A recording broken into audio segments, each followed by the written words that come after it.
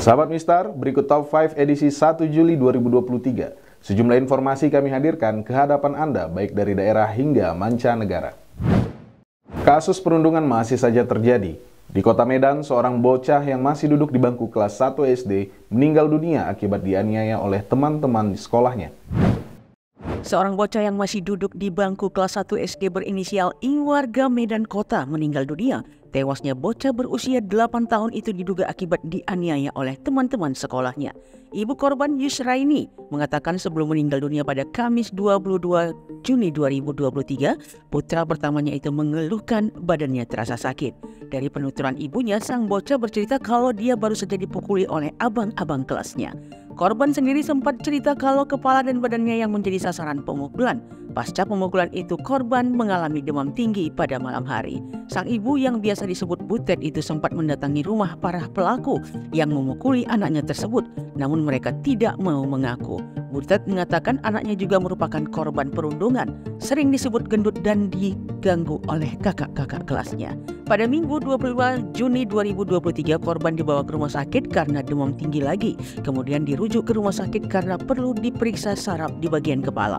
Tidak lama dirawat, korban meninggal pada Selasa 27 Juni 2023 malam. Kapolsek Medan Kota Kompol Selvi mengaku pihaknya telah melakukan autopsi terhadap jasad korban. Menerima informasi, pihak kepolisian langsung turun ke rumahnya. Kemudian jasad korban dibawa ke Rumah Sakit Bayangkara. Pihak kepolisian pun saat ini mengaku masih menyelidiki kasus kematian bocah tersebut. Mungkin sudah tidak peduli lagi dengan keadaan, seorang pencuri nekat melakukan aksi pencurian di pos lalu lintas Indrapura. Ia nekat mencuri kabel dan speedometer sepeda motor.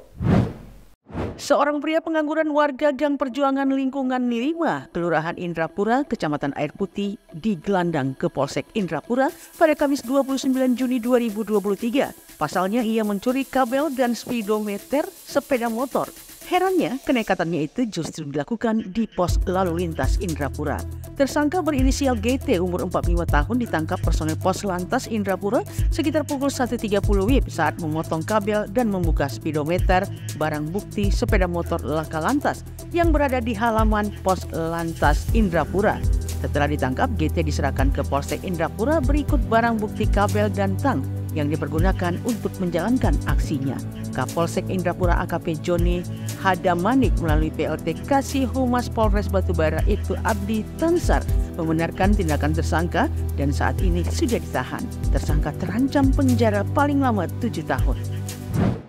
Kejaksaan Negeri Kota Pematang Siantar mengungkap sejumlah permasalahan di proyek pembangunan Balai Merah Putih milik perusahaan BUMN PT Telkom. Mulai dari perencanaan, proses pengerjaan hingga selisih keuntungan. Kejaksaan Negeri Pematang Siantar mengendus sejumlah pelanggaran pada proyek pembangunan Balai Merah Putih milik perusahaan BUMN PT Telkom. Mulai dari perencanaan, proses pengerjaan hingga selisih keuntungan. Perusahaan yang mengurus aset-aset dan sarana prasarana PT Telkom ini ditunjuk mengerjakan proyek mewah.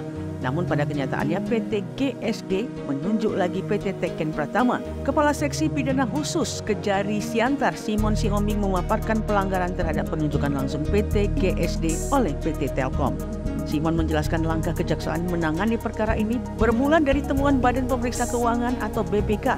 Telah terjadi selisih keuntungan di luar dari ketentuan yakni sebesar Rp454 juta.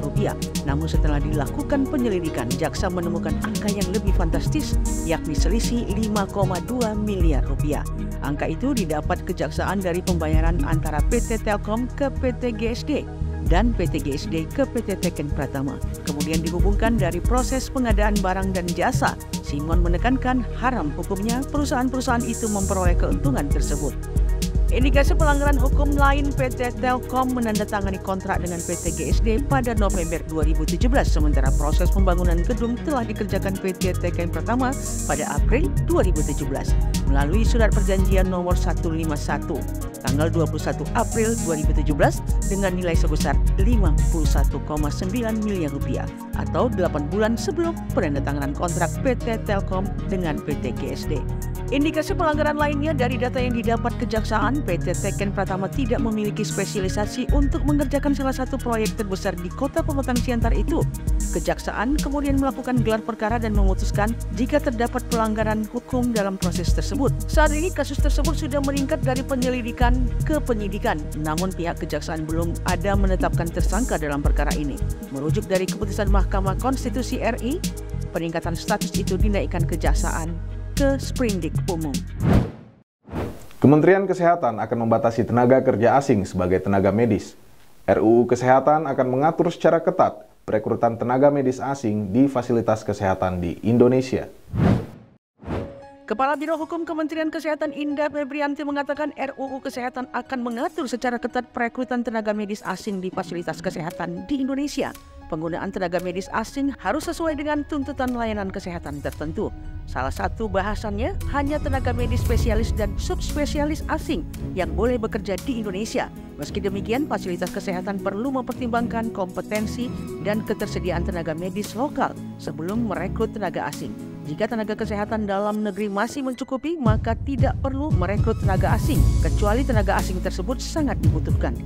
Sebelum bekerja di Indonesia, tenaga medis asing perlu menjalani evaluasi kompetensi termasuk proses penyetaraan kompetensi sesuai standar Indonesia. Para pekerja perlu mengikuti uji kompetensi serta menjalani fase adaptasi di fasilitas kesehatan yang akan diawasi oleh tim penilai. Febrianti mengatakan salah satu hal penting yang harus dievaluasi pada masa adaptasi adalah kemampuan tenaga kerja asing berbahasa Indonesia dengan baik sehingga dapat berkomunikasi dengan baik dengan pasien dan petugas lainnya di fasilitas kesehatan. Hal ini sesuai dengan ketentuan di Undang-Undang Ketenagakerjaan. RUU itu juga membatasi pekerjaan tenaga kesehatan asing untuk jangka waktu tertentu. Ia mengatakan pelayanan kesehatan berbasis robotik merupakan salah satu pelayanan kesehatan yang saat ini membutuhkan keterlibatan tenaga kerja asing di Indonesia. Setelah India, kini Meksiko terancam kematian akibat cuaca panas ekstrim. Sebanyak 112 orang dikabarkan meninggal akibat panas dan dehidrasi.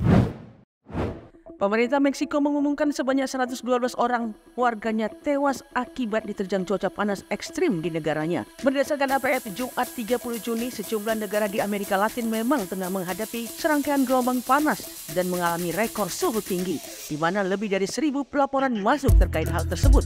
Secara rinci, ada 104 orang dilaporkan meninggal sepanjang 25 Juni 2023 dan 8 kematian terjadi pada laporan 14 April dan 31 Mei sehingga totalnya menjadi 112 orang. Kementerian Kesehatan Meksiko mengatakan penyebab utama kematian warga adalah serangan panas yang diikuti oleh dehidrasi. Wilayah utara Meksiko melaporkan kematian terbanyak berada pada negara bagian timur laut Nuevo. Wilayah utara Meksiko melaporkan kematian terbanyak berada pada negara bagian timur laut Nuevo Leon sebanyak 64 orang dan di negara tetangga Tamaulipas sebanyak 19 orang.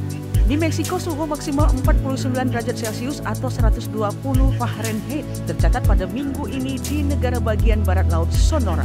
Sedangkan untuk suhu maksimum rata-rata di Meksiko selama musim panas berfluktuasi antara 30 sampai 45 derajat Celcius. Kementerian Kesehatan juga memperingatkan bahwa gelombang panas lain dan lebih ekstrim dapat memengaruhi negara tersebut. Pada Mei, Perserikatan Bangsa-Bangsa memperingatkan bahwa hampir pasti 2023 sampai 2027 akan menjadi periode 5 tahun terhangat yang pernah tercatat.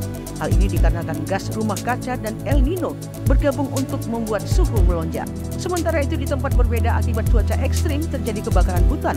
Kabut dan asap akibat kebakaran hutan di Kanada memenuhi langit di atas barat, tengah, dan timur di Amerika Serikat pada Kamis 29 Juni 2023. Akibatnya sepertiga jumlah warga Amerika Serikat akan mengalami kualitas udara yang buruk sehingga membuat kondisi tidak sehat. Layanan Cuaca Nasional Amerika Serikat menginformasikan pemberlakuan peringatan kualitas udara sampai tengah malam dari Wisconsin dan Illinois Utara hingga Michigan, membentang ke New York dan Pantai Timur. Chicago saat ini mengalami masalah kualitas udara terburuk di dunia. Masalah ini merupakan dampak dari asap kebakaran hutan di Kanada. Demikian Top 5. Untuk berita selengkapnya Anda bisa membaca harian Mistar dan mistar.id. Saya Rizky Zulkarnain, sampai jumpa.